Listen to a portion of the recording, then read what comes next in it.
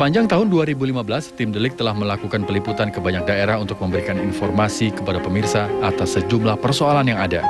Peliputan ini kami lakukan untuk mengetahui duduk persoalan yang sebenar-benarnya, sehingga kami dapat menyajikan berita dan informasi yang berimbang dan tidak tendensius.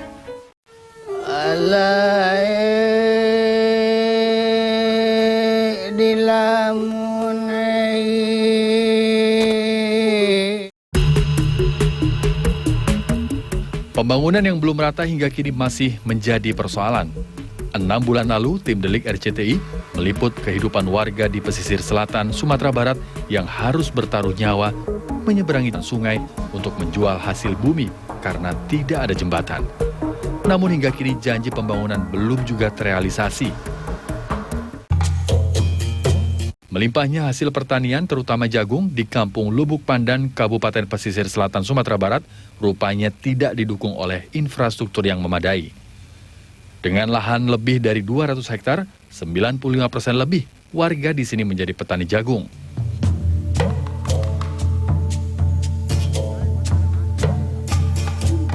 Betapa sulitnya warga Kampung Lubuk Pandan, Pesisir Selatan Sumatera Barat untuk mengambil dan juga menjual hasil produksi jagung mereka. Mereka harus bersusah payah untuk melewati derasnya aliran sungai Batang Indrapuro setiap waktu panen tiba.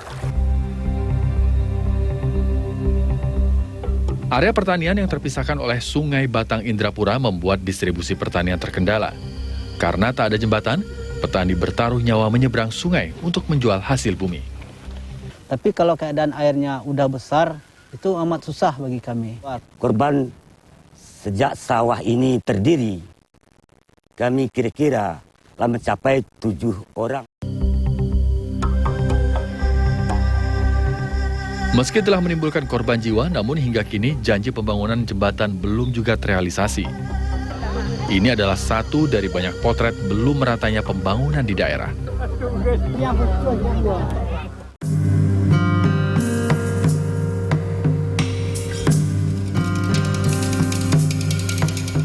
Masih di Kabupaten Pesisir Selatan, tim Delik menuju Desa Langgai yang berada di Kecamatan Sutra.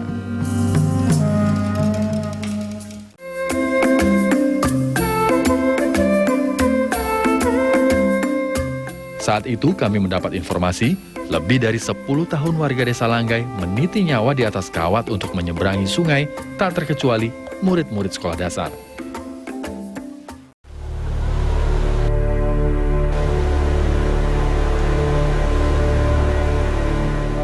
Sudah sangat sabar warga Desa Langgai harus bertaruh nyawa di atas titian kawat untuk pergi melakukan aktivitas sehari-harinya. Entah mengapa pemerintah daerah setempat tak juga membangun jembatan yang layak bagi keselamatan mereka. Kalau hujan, kadang-kadang nak sekolah, kadang-kadang sekolah. Kalau kadang air nak ada sekolah terus. Licin.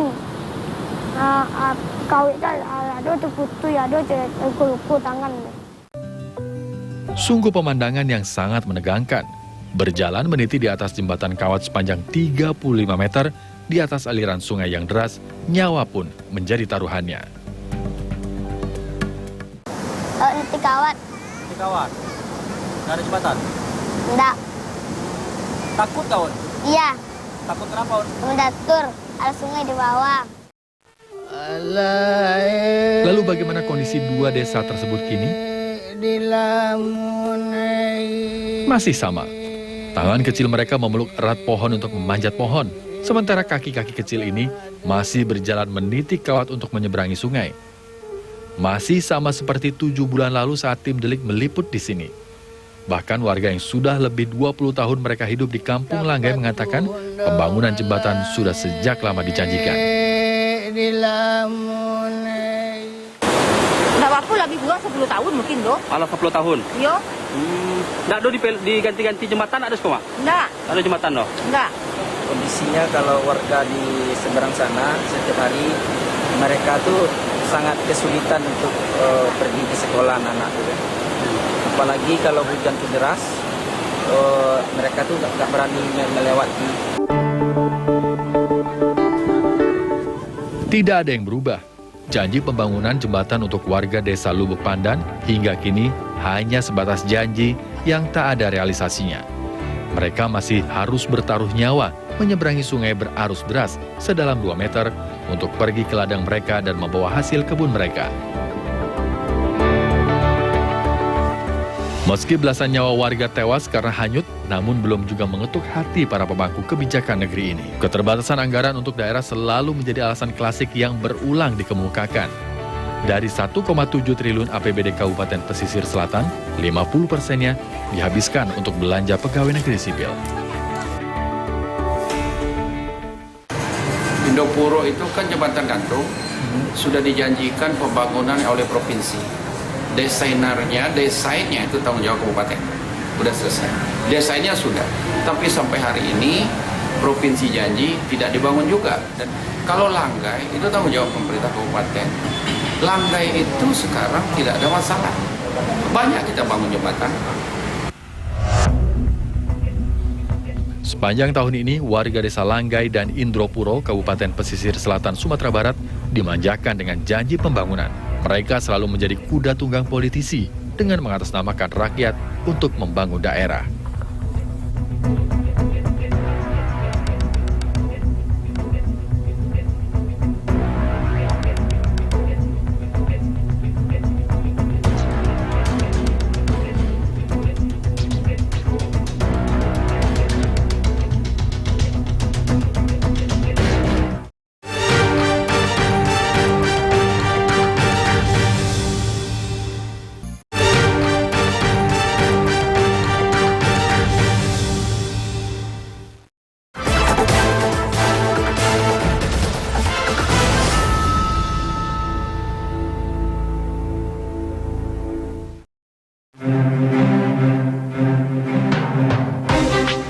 Listrik masih menjadi persoalan di negeri ini. Setiap tahunnya, rata-rata Indonesia membutuhkan tambahan energi listrik sebesar 5.000 MW. Hingga tahun ini rasio elektrifikasi Indonesia baru mencapai 84%. Artinya sekitar 16% atau 10 juta jiwa masyarakat Indonesia masih belum menikmati listrik. Jadi persoalan pertama adalah harga listrik kita termasuk yang tidak murah lagi. Termasuk di ASEAN juga termasuk yang cukup mahal. Kemudian yang kedua adalah bahwa keberadaannya adalah tidak sesuai dengan pertumbuhan daripada kebutuhan listrik. Di mana yang saya tahu berdasarkan informasi yang tahu di Jawa pertumbuhannya 7,2%, kemudian di luar Jawa 12-18%. Rata-rata nasional di sekitar 9%. Artinya setiap tahun dibutuhkan kurang lebih paling tidak adalah 5.000 MW pembangunan listrik. Jadi keberadaan itu. Nah, itu tidak mampu dipenuhi oleh pemerintah.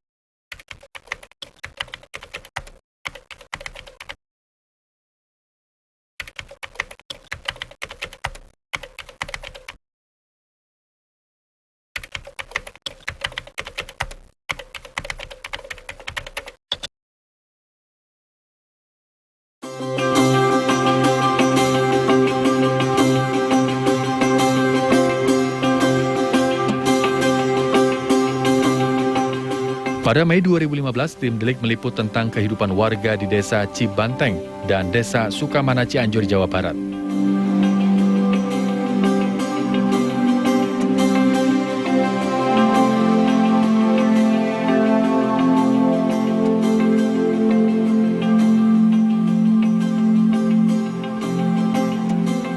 Listrik sebagai kebutuhan dasar masyarakat, faktanya tidak dapat dinikmati oleh masyarakat di kedua desa ini. Akibat ketidakmampuan pemerintah memenuhi kebutuhan listrik, hal ini pun berdampak langsung pada kehidupan warga. Padahal setiap warga negara berhak memperoleh akses listrik untuk membangun kehidupan yang lebih baik. Hanya berjarak beberapa kilometer dari pusat kota Jakarta terdapat sebuah desa yang puluhan tahun tidak teraliri listrik secara maksimal. Ini dari dulu nggak ada lampu sama sekali, gelap, nggak ada lampu.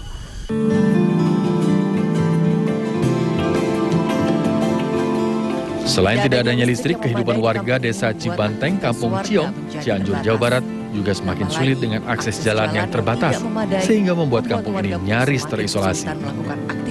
Ya susah aja, susah Mbak, susah. Ke warung juga jauh, ke zaman juga gelap begitu. Kalau nggak punya baterai udah aja diem gitu.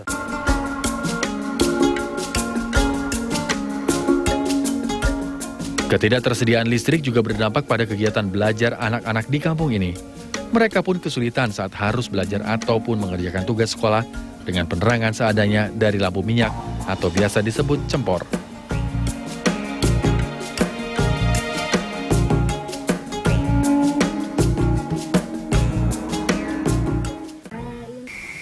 Lampu cempor perih kena mata, tulisannya nggak kelihat.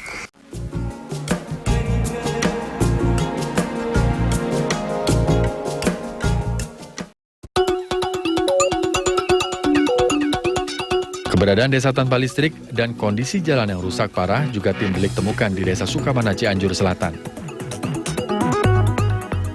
Udah 50 tahun yang lalu nggak ada masuk listrik ke tempat ini.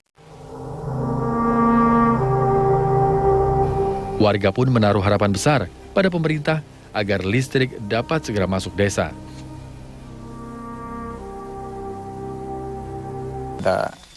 Ada PNPM, nyampe cuman sepotong doang itu. Itu jalan diperkeras.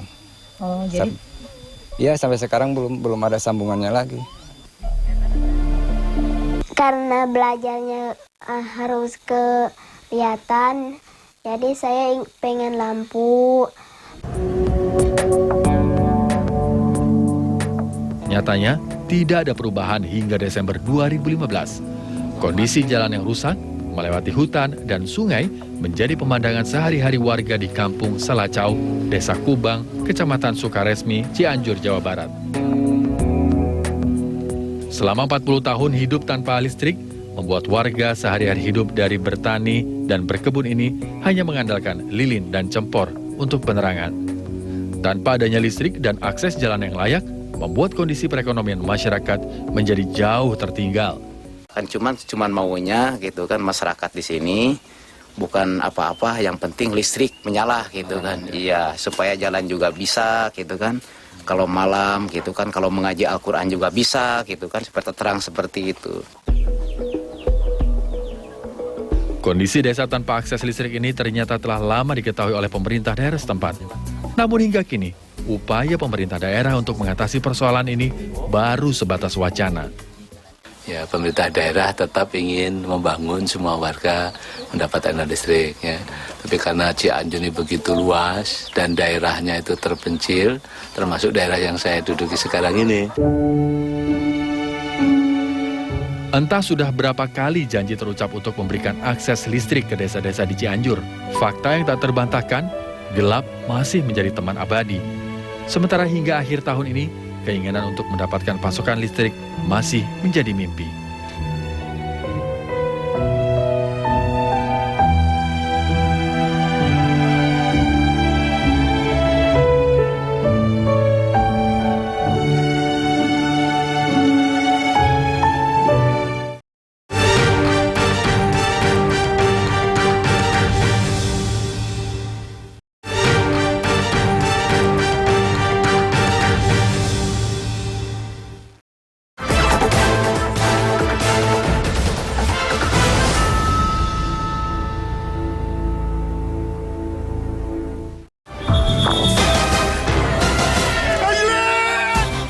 Sepanjang 2015 masih diwarnai sejumlah peristiwa yang menjadi sorotan publik.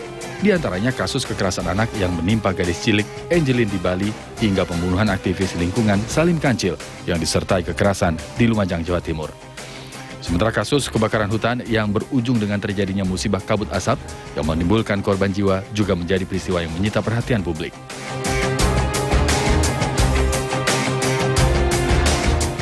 26 September 2015 menjadi hari terakhir bagi Salim Kancil. Warga desa Selo Awar-Awar, Kecamatan Pasirian, Lumajang, Jawa Timur ini tewas setelah menerima siksaan di luar batas kemanusiaan. Salim menjadi sasaran tindak kekerasan berujung maut karena keberaniannya menentang eksploitasi tambang pasir di desanya. Ironisnya, penyiksaan sempat dilakukan di depan rumahnya dan disaksikan oleh anaknya yang masih di bawah umur. Kejadian bapak kan ngeluarkan sepeda motor, terus orang-orang itu datang nggak tanpa permisi lah, langsung mukuli. Banyak, kurang lebih 30. Dipukulin dulu, dipukulin, terus diseret, dipukulin lagi, terus dibawa ke balai desa itu.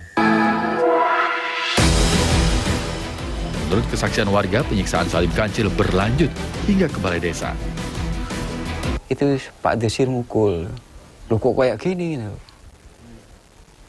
Takut saya. Semua tim 12 ya peserta yang lain itu sudah ada di situ semua tuh. Kok penganiayaan ya? Saya nggak tega waktu itu. Habis itu yang habis disetrum itu saya keluar, nggak tega. Disinilah tempat Salim Kancil beristirahat usai berjuang menolak aktivitas tambang ilegal di desanya. Keberaniannya telah membuat bak seorang pahlawan yang muncul dari pelosok desa kecil.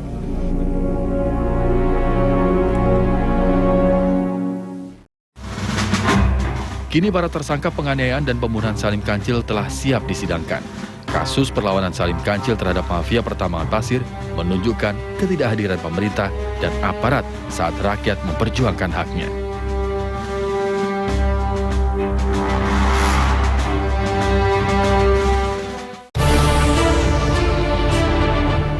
Kasus kekerasan anak yang juga menjadi sorotan publik dan media nasional adalah kematian gadis cilik Angelin di Bali.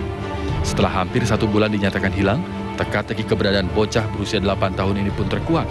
Angelin tewas terkubur di dekat kandang ayam di belakang rumahnya sendiri, di Jalan Sedap Malam nomor 26, Sanur, Denpasar, Bali. 1 hari setelah ditemukan, polisi langsung menetapkan Agustinus Tai, yang juga pembantu di rumah Angelin, sebagai tersangka. Jadi Agus yang sesuai dengan apa yang dia sampaikan di penyidik, dia melakukan hal tersebut dan dia yang mengubur Angelin sendiri. Rupanya penyidikan polisi tidak berhenti hanya sampai tersangka Agustinus. Dari pengembangan yang dilakukan kepolisian terungkap keterlibatan Margaret Magawe yang merupakan ibu angkat Angelin dalam kasus pembunuhan tersebut. Tim lapor Mabes Polri menemukan 1 bukti lagi dan beliau yang berhak nanti akan mengungkapkannya. Jadi kami TRCPA dan Komnas PA kuat bahwa ini ada persekongkolan jahat. Kasus Angelin memperlihatkan bahwa kekerasan terhadap anak masih rentan terjadi di negeri ini. Komitmen negara untuk menjamin perlindungan anak dinilai masih jauh dari harapan. Sepanjang 2015, terdapat sejumlah kasus kekerasan anak yang terjadi di Indonesia. Kasus demi kasus menunjukkan bukti betapa kelamnya perlindungan anak Indonesia. Tak hanya pemerintah, perlindungan terhadap anak sebagai masa depan bangsa juga menjadi tanggung jawab bersama. Presiden Jokowi, salah satu butir nawacitanya apa? Perlindungan anak. Tapi dengan segala hormat, sebagian kalangan sekarang sudah menganggap bahwa perlu adanya kocok ulang kabinet. Dan sangat menyedihkan bahwa salah satu kementerian yang dianggap sebagian pihak perlu di reshuffle adalah kementerian yang justru kita posisikan sebagai kementerian yang paling terdepan seban-kali kita bicara tentang perlindungan anak.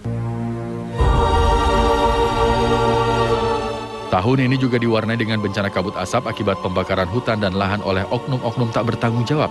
Kebakaran hutan tahun 2015 disebut-sebut sebagian terparah. Kebakaran hutan dan lahan terjadi di sebagian besar Sumatera dan Kalimantan. Akibatnya selama berbulan-bulan masyarakat harus hidup dengan menghirup asap yang membahayakan kesehatan. Di Palangkaraya, Kalimantan Tengah, serangan ispa akibat kabut asap juga telah merenggut nyawa seorang bayi. Kebakaran hutan yang terjadi 3 bulan lebih ini diduga banyak dipicu oleh maraknya alih fungsi lahan gambut menjadi perkebunan kelapa sawit. Kebakaran yang terjadi adalah di Riau, Jambi, Sumatera Selatan, Kalimantan Tengah, Kalimantan Timur, dan Kalimantan Selatan. Ya. Semua itu adalah daerah gambut. Dan di daerah gambut, menurut PP 71 2014, tidak boleh ada pengusahaan perkebunan pada tingkat air 40 cm di bawah permukaan. Supaya tidak ada aktivitas perkebunan. Karena ancaman terhadap pembakaran. perilaku korporasi yang sering membakar hutan untuk membuka lahan baru dinilai memiliki andil besar dalam menyumbang terjadinya kabut asap.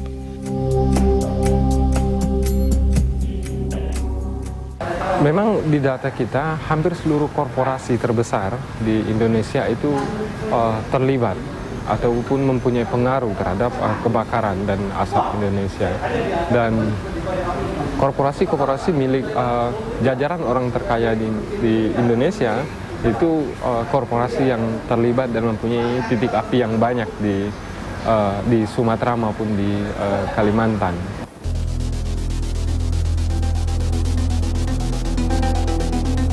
Bahaya kabut asap telah merenggut korban jiwa. Sudah saatnya pemerintah membuktikan keseriusannya tidak hanya dalam slogan, tapi juga dalam tindakan nyata. Jika hukum benar-benar ditegakkan, maka ancaman kabut asap yang mengintai setiap tahun tidak perlu terus terulang.